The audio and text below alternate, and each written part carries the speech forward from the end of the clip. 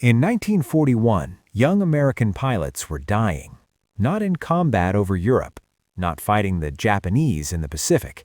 They were dying in Florida, in Texas, in training bases across the United States. The killer was not an enemy. The killer was an American aircraft, a bomber that was supposed to win the war.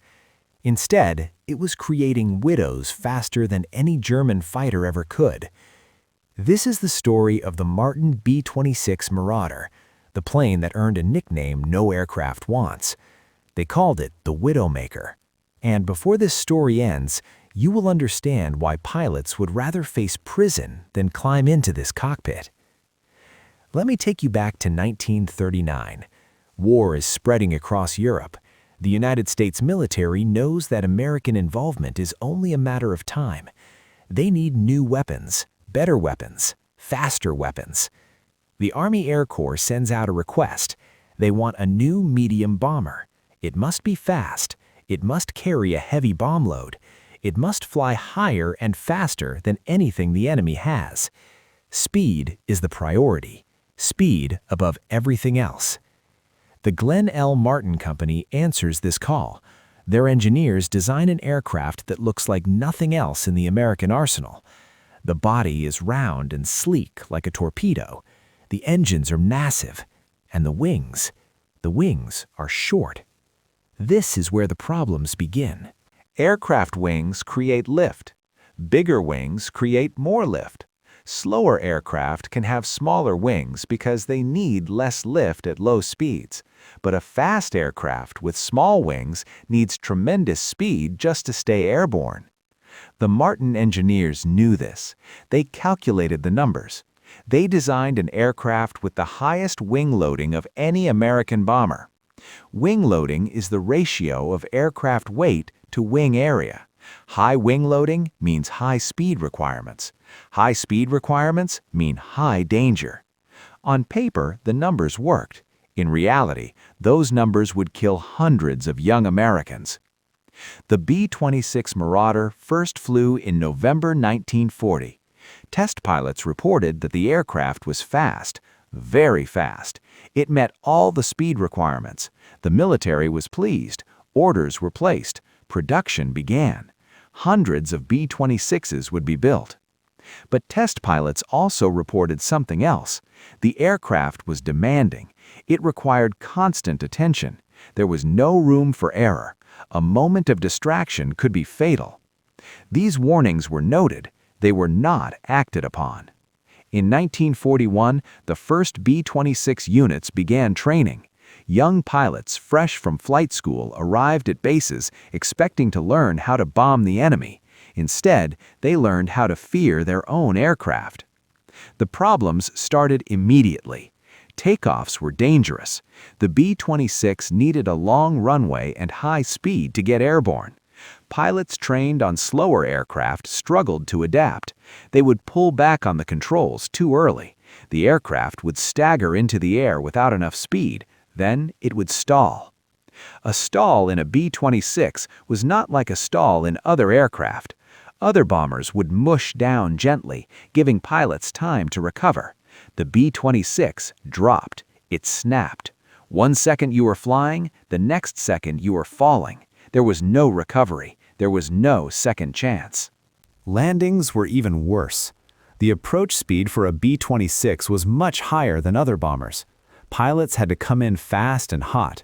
If you slowed down too much, you stalled. If you came in too fast, you overran the runway. The margin for error was measured in seconds.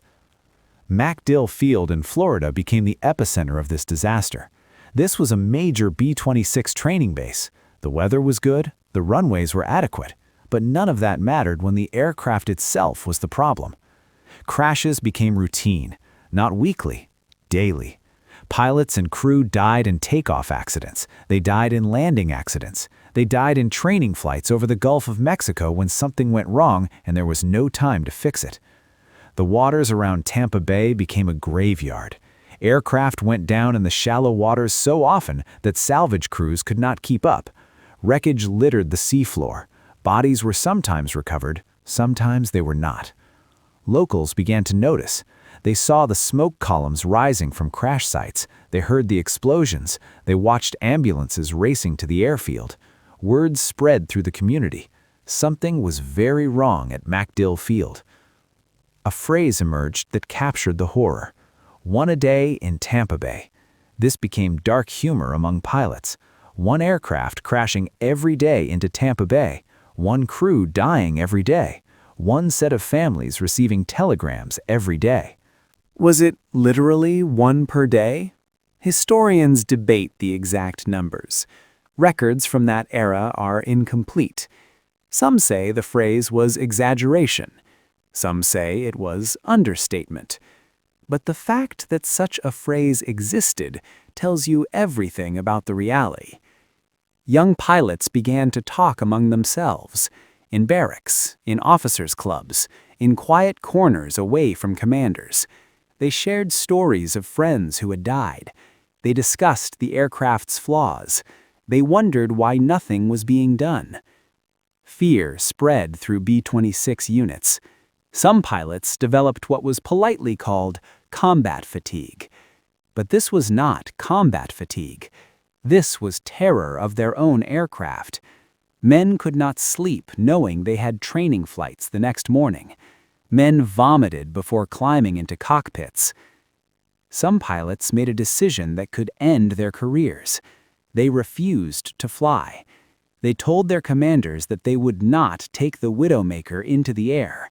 They said they would accept court-martial. They would accept prison.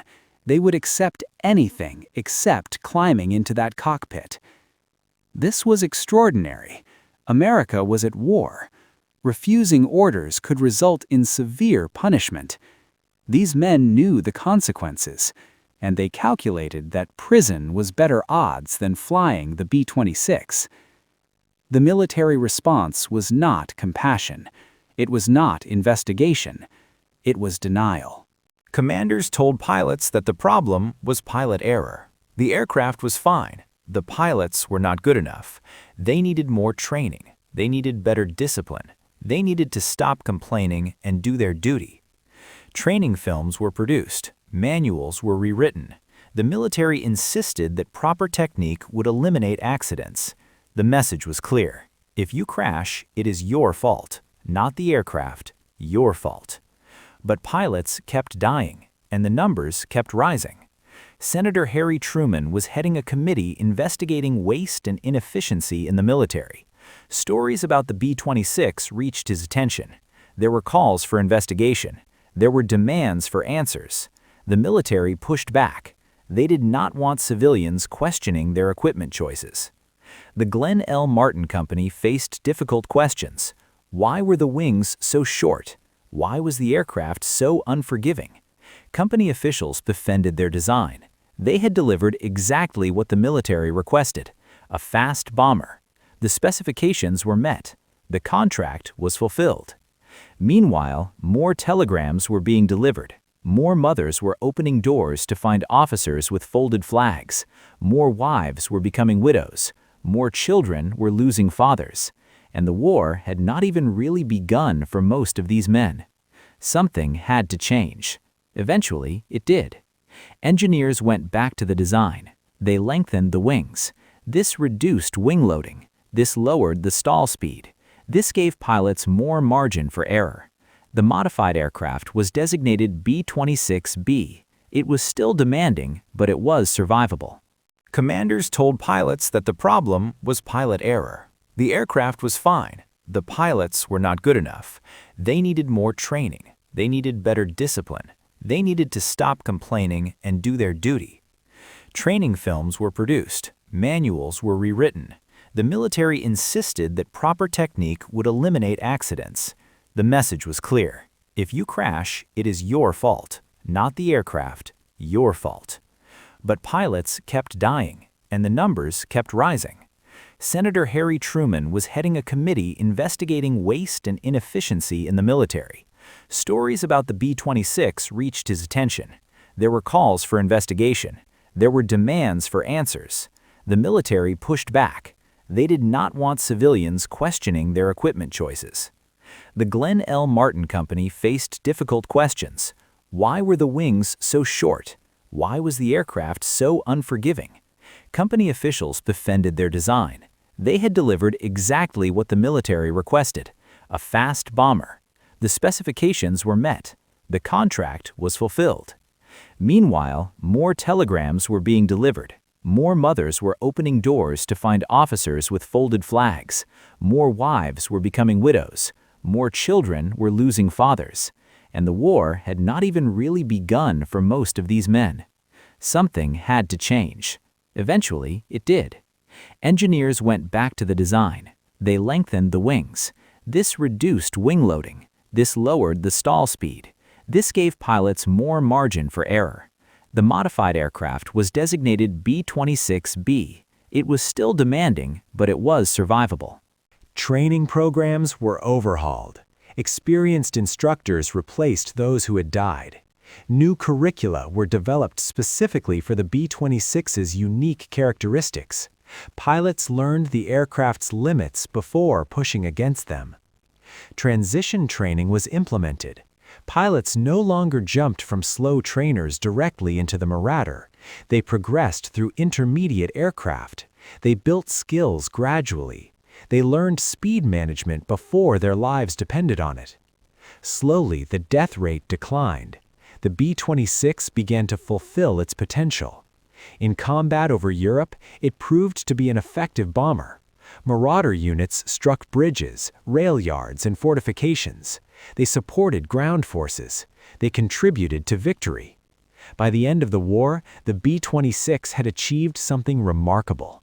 It had one of the lowest combat loss rates of any American bomber in the European theater. The aircraft that killed so many Americans in training became one of the safest in combat. This is the bitter irony of the Widowmaker. The same design that made it deadly in training made it survivable in combat. That speed, that sleek design, the characteristics that killed inexperienced pilots also helped experienced crews escape enemy fighters and survive anti-aircraft fire. But knowing this offers no comfort to the families. How many died? The complete number may never be known. Some estimates suggest over 300 aircrew died in B-26 training accidents before the problems were addressed. 300 Americans killed by their own aircraft. 300 men who never saw the enemy. 300 families destroyed. After the war ended, the B-26 Marauder was quickly retired. Newer aircraft replaced it. The Widowmaker disappeared from service and slowly faded from public memory. Today, only a handful of B-26 Marauders survive in museums. They sit behind velvet ropes, polished and preserved. Plaques describe their combat record. Visitors admire the sleek design. They read about bombing missions over Europe. The plaques do not mention MacDill Field. They do not mention Tampa Bay.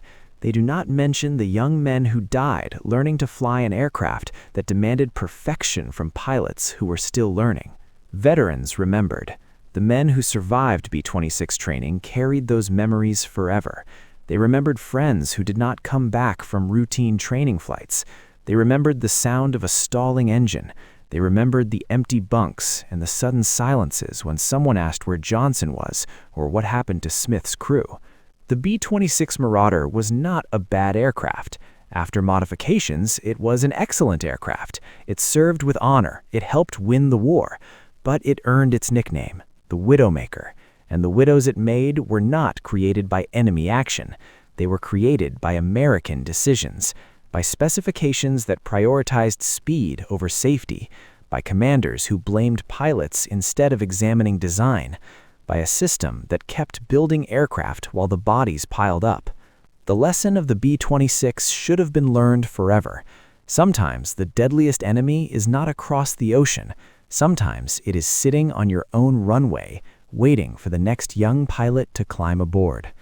Thanks for watching. Please subscribe if you want more untold stories from World War II. Leave a comment telling me what aircraft or vehicle you want me to cover next. And remember to hit the notification bell so you never miss a video. See you in the next one.